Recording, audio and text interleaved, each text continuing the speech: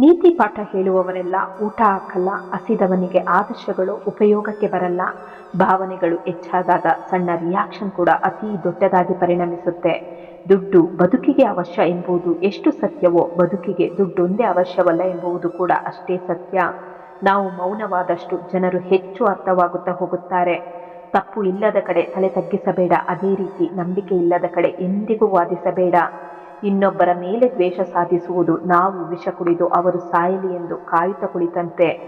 ಬದುಕಿನಲ್ಲಿ ನಿರೀಕ್ಷೆಗಳು ಸುಳ್ಳಾದಾಗ ಮನುಷ್ಯ ತಾನಾಗಿಯೇ ಬದಲಾಗುತ್ತಾನೆ. ಅದು ಅವನ ಗಟ್ಟಿತನವೂ ಅಲ್ಲ, ಅತಿಯಾದ ಅಹಂಕಾರವೂ ಅಲ್ಲ, ನೊಂದ ಮನಸ್ಸಿನ ನಿರ್ಧಾರವಷ್ಟೇ. ಮಾತು ಸಂಬಂಧವನ್ನು ಕೂಡಿಸುವಂತೆ ಇರಬೇಕು ಹೊರತು ಸಂಬಂಧವನ್ನು ಹಾಳು ಮಾಡುವಂತೆ ಇರಬಾರದು. ಯಾವಾಗ ನಿಮ್ಮ ಸಮಯ ಸರಿಯಾಗಿರೋದಿಲ್ವೋ ಆಗ ಜನ ನಿಮ್ಮ ಕ್ಷಮತೆಯನ್ನೇ ಪ್ರಶ್ನಿಸುತ್ತಾರೆ. ಕೋಪದಿಂದ ಬಿಟ್ಟು ಹೋದವರು ಒಂದು ವೇಳೆ ತಿರುಗಿ ಬರಬಹುದು, ಆದರೆ ಮುಗುಳ್ನಗುತ್ತ ಬಿಟ್ಟು ಹೋದವರು ಯಾವತ್ತೂ ತಿರುಗಿ ಬರೋದಿಲ್ಲ.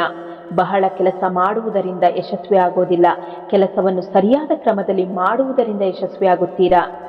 ಸ್ನೇಹ ಮಾಡಲು ವ್ಯಕ್ತಿಯೇ ಬೇಕೆಂದೇನಿಲ್ಲ, ಸರಿ ಹೊಂದುವ ಮನಸ್ಸು ಸಿಕ್ಕರೆ ಸಾಕು. ಜನರಿಗೆ ಮಾತನಾಡಲು ವಿಷಯ ಬೇಕು, ಅದು ನನ್ನದಾದರೂ ಸರಿ ನಿನ್ನದಾದರೂ ಸರಿ, ಇದಕ್ಕೆಲ್ಲ ತಲೆ ಕೆಡಿಸಿಕೊಂಡು ಕೊರಗುವುದರಲ್ಲಿ ಅರ್ಥವಿಲ್ಲ. ಯಾರು ಸಮಯ ಸಾಧಕರಾಗಿ ಒಬ್ಬ ವ್ಯಕ್ತಿಗೆ ಮೋಸ ಮಾಡುತ್ತಾರೋ ಅವರ ಮೋಸಕ್ಕೆ ಸಮಯವೇ ಒಂದು ದಿನ ಪಾಠ ಕಲಿಸುತ್ತೆ. ಒಂದು ಕ್ಷಣದ ಸಂತೋಷಕ್ಕಾಗಿ ಇತರರನ್ನು ಆಡಿಕೊಂಡು ನಗಬೇಡಿ. ಮೊದಲು ನಿಮಗಾಗಿ ಸುರಕ್ಷಿತವಾದ ನೆಲೆಯನ್ನು ಮಾಡಿಕೊಳ್ಳಿ, ನಂತರ ಇತರರ ಬಗ್ಗೆ ಯೋಚಿಸಿ. ನಿಮ್ಮ ಸಂಪಾದನೆಗೆ ಬೆಲೆ ಕೊಡುವವರು ನಿಮ್ಮವರಲ್ಲ, ಕಷ್ಟ ಸುಖಕ್ಕೆ ಹೆಗಲು ಕೊಡುವವರು ನಿಮ್ಮವರು. ಬೇರೊಬ್ಬರಿಗೆ ಬೇಸರವಾದರೂ ಪರವಾಗಿಲ್ಲ, ನಿಮ್ಮ ವ್ಯಕ್ತಿತ್ವವನ್ನು ಸ್ವಾಭಿಮಾನವನ್ನು ಬಿಟ್ಟು ಬದುಕಬೇಡಿ. ಪ್ರೀತಿ ಎಂದರೆ ಕಾಡುವುದಲ್ಲ, ಪ್ರಾಣ ಇರುವವರೆಗೂ ನೆರಳಾಗಿ ಕಾಯುವುದು. ಬಯಸಿ ಹೋಗುವ ಪ್ರೀತಿಗಿಂತ ಬಯಸಿ ಬಂದ ಪ್ರೀತಿಯನ್ನು ಅಥವಾ ಹೃದಯವನ್ನು ಪ್ರೀತಿಸಿ.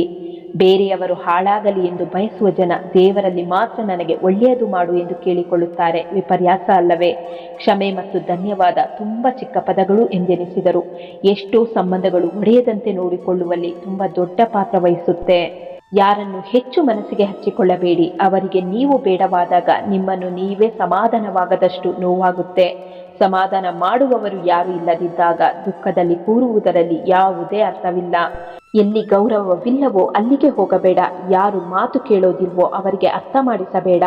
ಯಾವುದು ಪಚಿಸೋದಿಲ್ವೋ ಅದನ್ನು ತಿನ್ನಬೇಡ. ಸತ್ಯ ಹೇಳಿದರೂ ಕೋಪಿಸಿಕೊಳ್ಳುವವರನ್ನು ರಮಿಸಬೇಡ. ಕಣ್ಣೀರು 1% ನೀರಿನಿಂದ ಕೂಡಿದ್ರೆ 99% ಭಾಗ ಭಾವನೆಗಳಿಂದ ಕೂಡಿರುತ್ತೆ. ಸಮಸ್ಯೆಗಳ ಆಯಸ್ಸು ತುಂಬ ಕಡಿಮೆ, ಅವು ನಮ್ಮ ಜೀವನದ ಪುಟದಲ್ಲಿ ಅನುಭವದ ಸಹಿ ಹಾಕಿ ಹೊರಟು ಹೋಗುತ್ತೆ.